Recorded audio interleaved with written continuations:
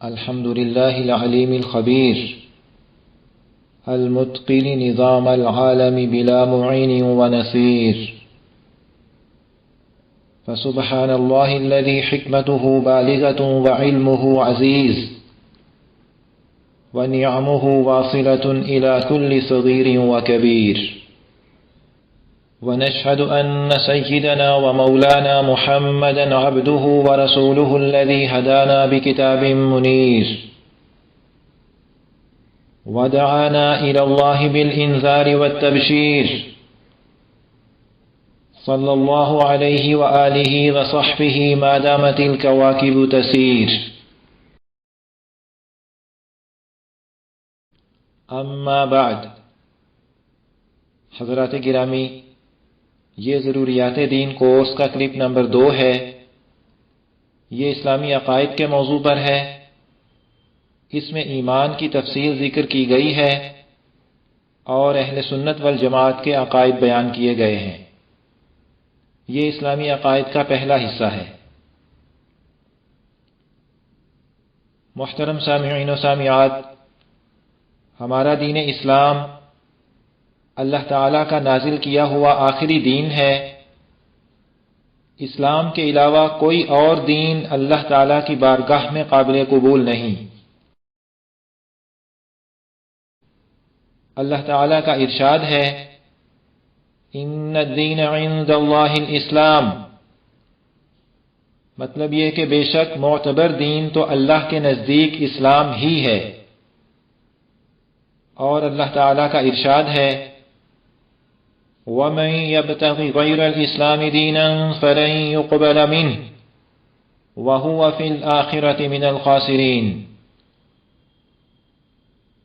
مطلب یہ کہ جو کوئی شخص اسلام کے علاوہ کوئی اور دین اختیار کرنا چاہے گا تو اس سے وہ دین قبول نہیں کیا جائے گا، اور آخرت میں وہ ان لوگوں میں شامل ہوگا جو سخت نقصان اٹھانے والے ہیں۔ حضرات گرامی، دین اسلام زندگی گزارنے کا مکمل دستور اور قانون ہے جو ہماری زندگی کے ہر شعبے کے بارے میں پوری رہنمائی کرتا ہے۔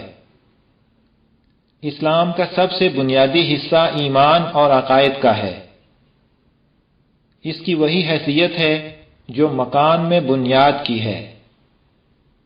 مکان کی بنیاد اگر ٹھیک رکھی گئی تو اس پر مزید تعمیر ہو سکے گی، اور اگر بنیاد خراب ہے تو اس پر تعمیر نہیں ہو سکے گی۔ ایسے ہی اگر ایمان ٹھیک ہو اور عقائد درست ہوں تو اعمال کا فائدہ ہے، اور اگر ایمان میں خرابی ہو، عقائد درست نہ ہوں تو اعمال کا فائدہ نہیں۔ یا یوں کہیے کہ ایمان اور عقائد کی وہی حیثیت ہے جو ہمارے بدن میں روح کی ہے۔ بدن میں روح ہو تو بدن کام کا ہے، اگر روح نہ رہے تو بدن بیکار ہے۔ ایسے ہی ہمارا ایمان اور ہمارے عقائد ہمارے اعمال کی روح ہیں۔ ایمان اور صحیح عقیدے کے بغیر عمل بیکار ہے۔ دین پر عمل کرنے میں سب سے پہلا قدم اپنے ایمان کو درست کرنا اور اپنے عقیدے کو ٹھیک کرنا ہے۔ ہمیں اپنے ایمان کو کفر سے بھی بچانا ہے، شرک سے بھی بچانا ہے، اور بدعت سے بھی بچانا ہے، اور اس کا طریقہ اہل سنت والجماعت کے عقائد اپنانا ہے۔ اب اہل سنت والجماعت کے عقائد ذکر کیے جاتے ہیں، انہیں اچھی طرح سمجھیے اور یاد رکھیے۔ عقیدہ نمبر 1، کائنات پہلے بالکل کچھ بھی نہ تھی، پھر اللہ تعالیٰ کے پیدا کرنے سے وجود میں آئی۔ عقیدہ نمبر 2، اللہ تعالیٰ ایک ہے، وہ کسی کا محتاج نہیں، نہ اس نے کسی کو جنا، نہ وہ کسی سے جنا گیا، نہ اس کی کوئی بیوی ہے، کوئی اس کا ہمسر نہیں۔ عقیدہ نمبر 3، اللہ تعالیٰ ہمیشہ سے ہے اور ہمیشہ رہے گا۔ عقیدہ نمبر 4، کوئی چیز اللہ تعالیٰ کے مثل نہیں، وہ سب سے نرالا ہے۔ عقیدہ نمبر 5، اللہ تعالیٰ زندہ ہے، ہر چیز پر اس کو قدرت ہے، کوئی چیز اس کے علم سے باہر نہیں، وہ سب کچھ دیکھتا ہے، سنتا ہے، کلام فرماتا ہے، لیکن اس کا کلام ہم لوگوں کے کلام کی طرح نہیں، جو چاہے کرتا ہے، کوئی اس کی روک ٹوک کرنے والا نہیں، وہی عبادت کیے جانے کے قابل ہے، اس کا کوئی شریک نہیں، اپنے بندوں پر مہربان ہے، بادشاہ ہے، سب عیبوں سے پاک ہے، وہی اپنے بندوں کو سب آفتوں سے بچاتا ہے، وہی عزت والا ہے، بڑائی والا ہے، ساری چیزوں کا پیدا کرنے والا ہے، اس کا کوئی پیدا کرنے والا نہیں،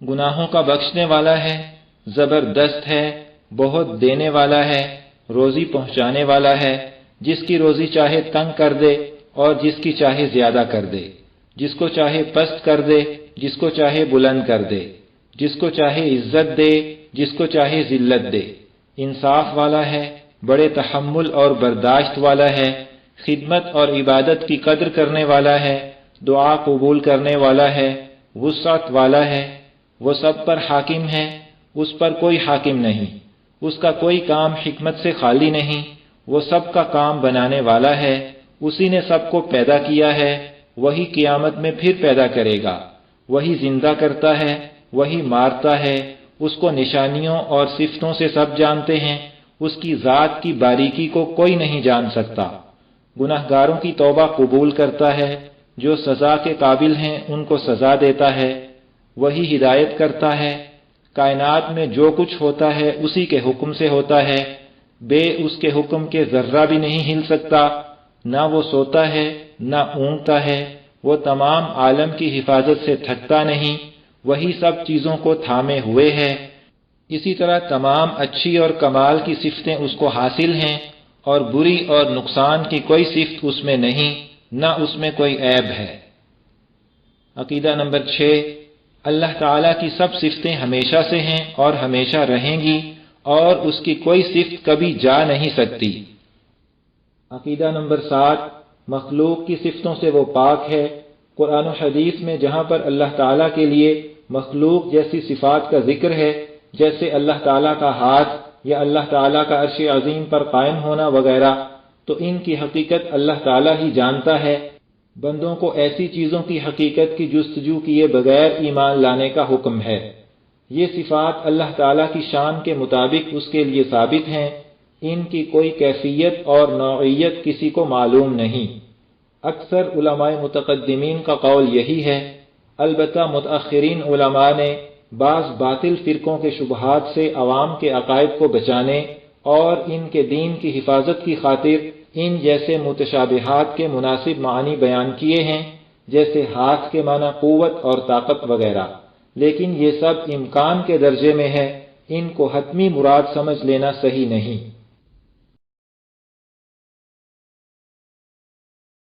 عقیدہ نمبر 8، عالم میں جو کچھ بھلا برا ہوتا ہے سب کو اللہ تعالیٰ اس کے ہونے سے پہلے ہمیشہ سے جانتا ہے اور اپنے جاننے کے مطابق اس کو پیدا کرتا ہے، تقدیر اسی کا نام ہے، اور بری چیزوں کے پیدا کرنے میں بہت سی حکمتیں ہیں جن کو ہر ایک نہیں جانتا۔ عقیدہ نمبر 9، بندوں کو اللہ تعالیٰ نے سمجھ اور ارادہ دیا ہے جس سے وہ گناہ اور ثواب کے کام اپنے اختیار سے کرتے ہیں، مگر بندوں کو کسی کام کے پیدا کرنے کی قدرت نہیں ہے، گناہ کے کام سے اللہ تعالیٰ ناراض اور ثواب کے کام سے خوش ہوتے ہیں۔ عقیدہ نمبر 10، اللہ تعالیٰ نے بندوں کو ایسے کام کا حکم نہیں دیا جو بندوں سے نہ ہو سکے۔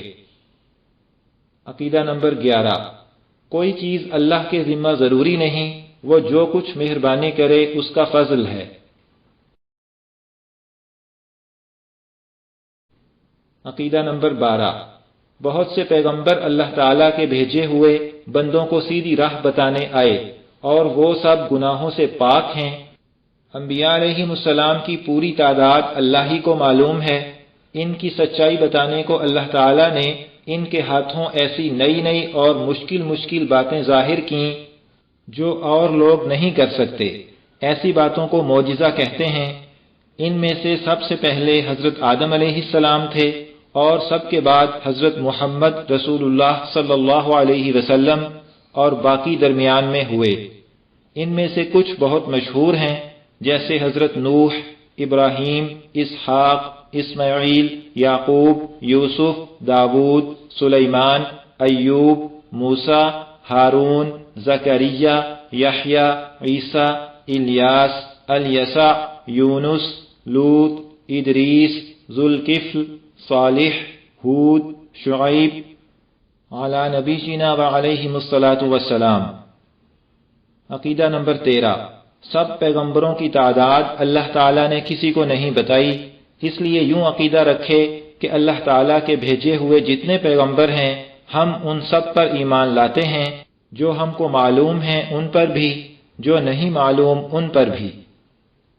عقیدہ نمبر 14، پیغمبروں میں بعض کا مرتبہ بعض سے بڑا ہے۔ سب سے زیادہ مرتبہ ہمارے پیغمبر محمد مصطفیٰ صلی اللہ علیہ وسلم کا ہے، اور آپ کے بعد کوئی نیا پیغمبر نہیں آ سکتا۔ قیامت تک جتنے آدمی اور جن ہوں گے آپ سب کے پیغمبر ہیں۔ حضرت عیسیٰ علیہ السلام کو اللہ تعالیٰ نے زندہ آسمان پر اٹھا لیا۔ قیامت کے قریب وہ دوبارہ زمین پر تشریف لائیں گے، لیکن اس وقت آپ پر وحی نہیں آئے گی، نہ آپ نئے احکام دیں گے، بلکہ ہمارے نبی صلی اللہ علیہ وسلم کی شریعت پر عمل فرمائیں گے۔ عقیدہ نمبر 15، ہمارے پیغمبر صلی اللہ علیہ وسلم کو اللہ تعالیٰ نے جاگتے میں جسم کے ساتھ مکہ سے بیت المقدس اور وہاں سے ساتوں آسمان پر اور وہاں سے جہاں تک اللہ تعالیٰ کو منظور ہوا پہنچایا اور پھر مکہ میں پہنچا دیا۔ اس کو معراج کہتے ہیں۔ عقیدہ نمبر 16، اللہ تعالیٰ نے کچھ مخلوقات نور سے پیدا کر کے ان کو ہماری نظروں سے چھپا دیا ہے۔ انہیں فرشتہ کہتے ہیں۔ بہت سے کام ان کے حوالے ہیں، وہ کبھی اللہ کے حکم کے خلاف کوئی کام نہیں کرتے، جس کام میں لگا دیا ہے اس میں لگے ہیں۔ ان میں 4 فرشتے بہت مشہور ہیں، حضرت جبرائیل، میکائیل، اسرافیل، عزرائیل علیہم السلام۔ اللہ تعالیٰ نے کچھ مخلوق آگ سے بنائی ہے، وہ بھی ہم کو دکھائی نہیں دیتی، ان کو جن کہتے ہیں۔ ان میں نیک و بد سب طرح کے ہوتے ہیں، ان کے اولاد بھی ہوتی ہے۔ ان سب میں زیادہ مشہور شریر ابلیس یعنی شیطان ہے۔ عقیدہ نمبر 17، مسلمان جب خوب عبادت کرتا ہے اور گناہوں سے بچتا ہے اور دنیا سے محبت نہیں رکھتا اور پیغمبر صلی اللہ علیہ وسلم کی ہر طرح خوب تابعداری کرتا ہے تو وہ اللہ کا دوست اور پیارا ہو جاتا ہے۔ ایسے شخص کو ولی کہتے ہیں۔ اس شخص سے کبھی ایسی باتیں ہونے لگتی ہیں جو اور لوگوں سے نہیں ہو سکتی، ان باتوں کو کرامت کہتے ہیں۔ عقیدہ نمبر 18، ولی کتنے ہی بڑے درجے کو پہنچ جائے مگر نبی کے برابر نہیں ہو سکتا۔ عقیدہ نمبر 19، خدا کا کیسا ہی پیارا ہو جائے مگر جب تک ہوش و حواس باقی ہوں شریعت کا پابند رہنا فرض ہے۔ نماز، روزہ اور کوئی عبادت معاف نہیں ہوتی۔ جو گناہ کی باتیں ہیں وہ اس کے لیے درست نہیں ہو جاتی۔ عقیدہ نمبر 20، جو شخص شریعت کے خلاف ہو وہ اللہ کا دوست نہیں ہو سکتا۔ اگر اس کے ہاتھ سے کوئی عجیب بات دکھائی دے یا تو وہ جادو ہے یا نفسانی اور شیطانی چال، اس کے بارے میں ولی اور بزرگ ہونے کا عقیدہ نہیں رکھنا چاہیے۔ عقیدہ نمبر 21، اولیاء کرام کو بعض راز کی باتیں سوتے یا جاگتے میں معلوم ہو جاتی ہیں، اس کو کشف اور الہام کہتے ہیں۔ اگر وہ شریعت کے موافق ہے تو قبول ہے اور اگر شریعت کے خلاف ہے تو رد ہے۔ حضرات گرامی، یہاں پر ضروریات دین کورس کا کلپ نمبر 2 مکمل ہوا۔ اس کے بعد کلپ نمبر 3 اسلامی عقائد کا دوسرا حصہ ہوگا۔ اللہ تعالیٰ سے دعا ہے کہ ہمیں ایمان اور صحیح عقیدے پر قائم رکھیں۔ آمین یا رب العالمین۔